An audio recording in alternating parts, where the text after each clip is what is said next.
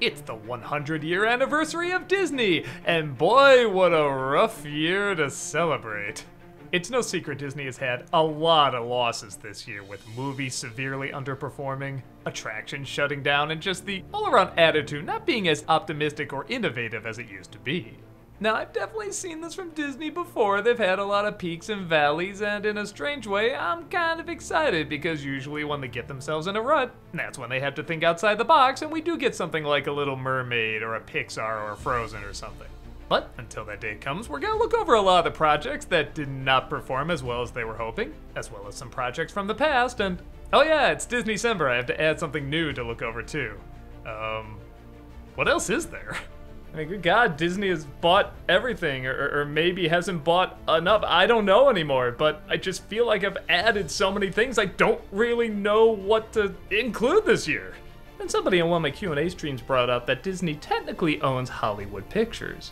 Oh, okay, I kind of remember seeing that logo sometimes, especially before Tombstone. That's like one of my favorite westerns of all time, but I don't know, what else did they have their hand in? Oh, really? Sixth Sense? I didn't know that. The Rock? Okay, I like that movie. The Super Mario Brothers movie? Oh, shit. Yeah, okay, I gotta include this.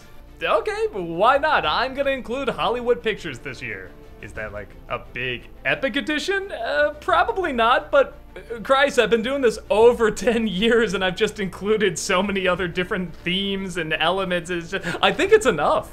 Disney has ventured into so many different other things, some working for the best, some not working for the best, sometimes they're both. I think the idea of doing like these big additions, like they're gonna add so much, might kind of be a thing of the past, at least for now, because they already have so much. But with that said, that does mean we already have so much to talk about. We still do have Pixar and Marvel and Star Wars and video games and just so many things out there that we can talk about, and they're still making movies, shows, games, the works.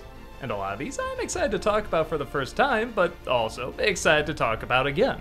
Yeah, it's the same rules as last time, where if I talked about a movie or a show on, say, Untitled Review Show or Vlog or something, I'm gonna talk about it again here. I'm just gonna include spoilers and yeah, maybe see if my opinion has changed over time. Some of these came out close to a year ago, and yeah, let's admit it, our opinions can change. Once more, every day in December, I'm gonna review something Disney related. So sit back and enjoy. This is DisneyCember 2023, the Hollywood Pictures edition, on top of everything else already being bought by them.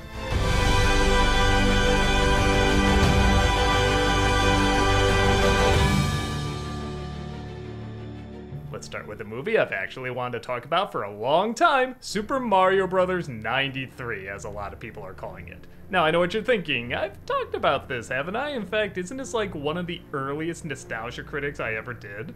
Yes, it is, but on top of there being a time restriction back then on YouTube, I did very much have a different style and played the NC more as a character. I mean, this is over 15 years old. Really think a YouTube video is over 15 years old. Hell, maybe you've made some YouTube videos over 15 years old, and yeah, things are a little different now, aren't they?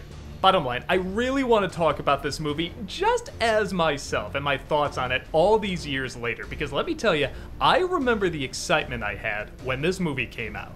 Whenever people look up the trailer, they usually see this really lame one where they play, "I got the power," and they just sort of show all these dumb clips that don't connect to anything, and the text looks really weird and the music is bad, and everyone will look at it and say, well, yeah, of course that was gonna be shit. Why was anyone surprised? But that's not the one me and my friends saw. We saw the This Ain't No Game trailer. It was a lot shorter, but by God, it was epic.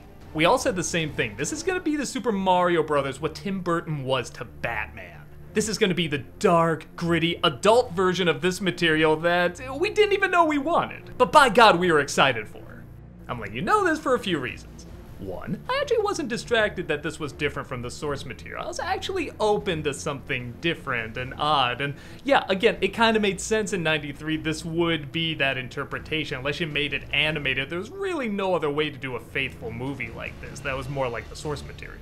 Two, I hope that conveys even more just what a letdown this movie was.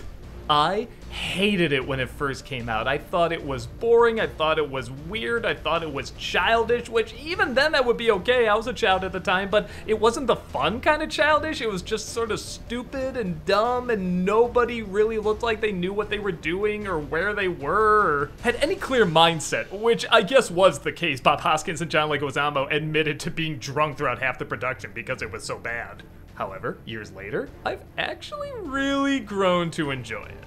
Not only because it is one of those movies that's so bad it's good, and I've gotten a real appreciation for those over time, but because, yes, there is a lot of creativity in this. I mean, good God, how do you take a Goomba that looks like this and turn it into this? Like, I started to think to myself, oh, maybe they thought like that was a little head walking around and just let's put it on a big body so they can be more of a threat.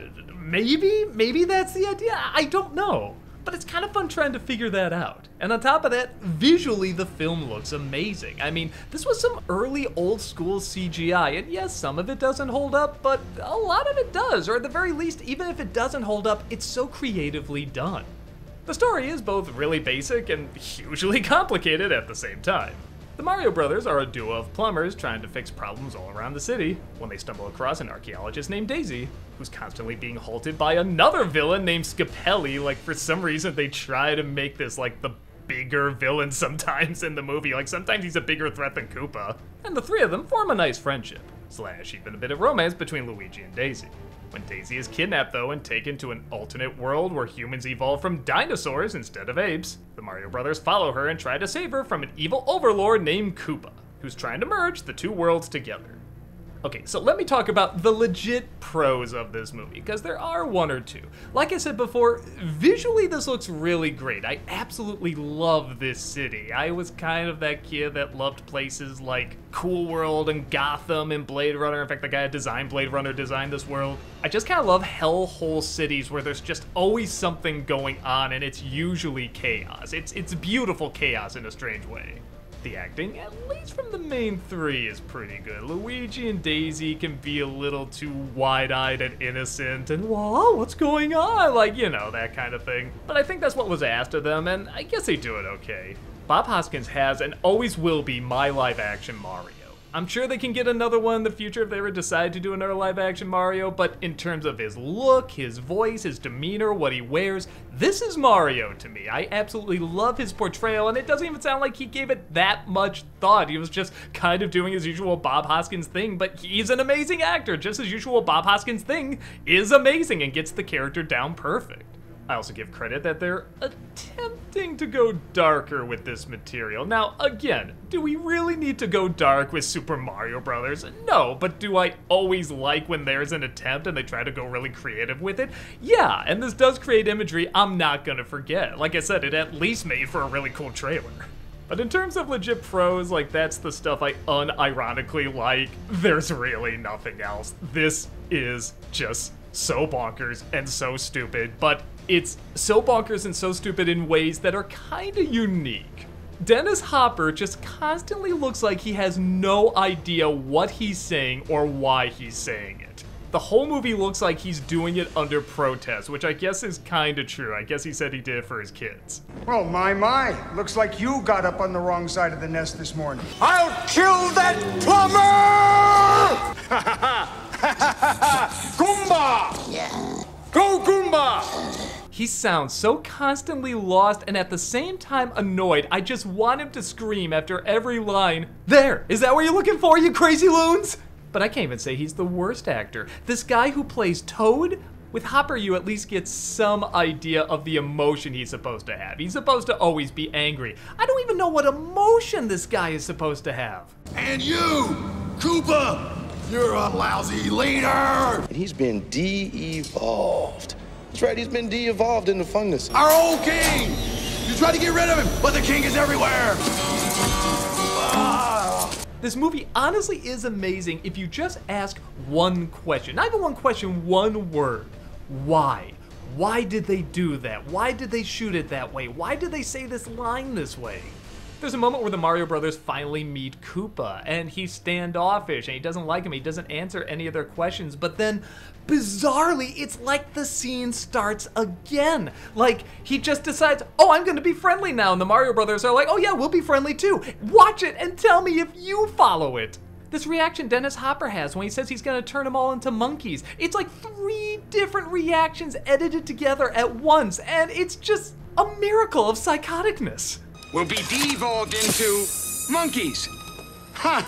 Ha! Ha! Koopa's 2 henchmen, Iggy and Spike, which is already confusing. Iggy is one of the kids and Spike is one of the henchmen. Like, they're just randomly tossing out names. This guy is named Bowser. This is King Bowser in a movie with King Koopa. What the? Anyway, they get captured by the Mario brothers and they're kind of forced to help them out, like they're being held hostage, so they might as well just take them to Bowser. Oh, I'm sorry, King Koopa. Again, not the same person. Out of nowhere, they just decide they don't like Koopa. Keep in mind, this whole movie, all they want to do is please Koopa, and then literally their arc, their big change, is this one line. To the downfall of Koopa. The sooner, the better. Where the hell did that come from? It makes no sense.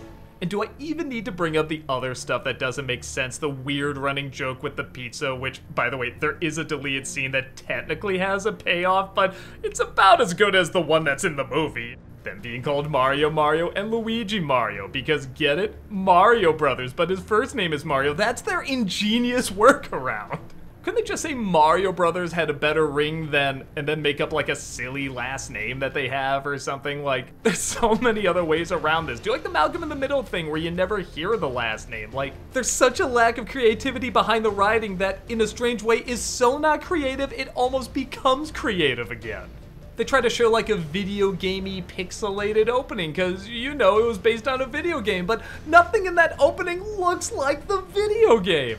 It's like an AI was fed this material about what the game was about, and this is what it turned out, except, in all honesty, I don't think AI could get this weird. I know there's so many other things I could talk about with this film, but honestly, these are the things I've always wanted to bring up and didn't have a chance to, because, again, Nostalgia Critic was a little different in the beginning, and I would probably focus more on this stuff now, which is kind of the point of these DisneyCembers. I can go back and revisit these movies. And truth be told, I've honestly learned to really love it and appreciate it. Not because it's good, but because it is so creatively bad and enjoyably bad. It is just so entertaining. So is that a recommendation? Well, my thought is a lot of people watching this have already seen the movie before. Again, we've talked about it so many times in the past, but if you haven't, A, you have to have a love for bad movies. You have to go in just wanting to enjoy yourself, and this will most likely give you a good time. And B, even if it's not exactly your type of bad, like the bad that makes you laugh out loud, just keep asking yourself why. Every moment, every second, every design, just everything, ask the question why, and I think you'll have a ball. So there you go. 30 years later, I come back to this film to revisit it as an adult, and while I certainly can't say it's objectively good, it is a lot better in that it is more enjoyable. I have a great time watching it. I think I will watch it a lot more times in the future, which I couldn't do as a kid. I was just so betrayed by how bad it is, but now I can really see the joy in it. With that said, what are your thoughts on it 30 years later? Because man, it is so crazy to see just the acceptance of it go back and forth between being hated and then love hating it, and some people legit loving it, and some people loving to laugh at it, some people loving to tear it apart or legit get angry tearing it apart, because it is kind of cool. We have a real Mario movie now that's much closer to the source material, and this is kind of like a weird bump in the road. But it was interesting, wasn't it? Let me know your thoughts and keep watching, as DisneyCember is just getting started.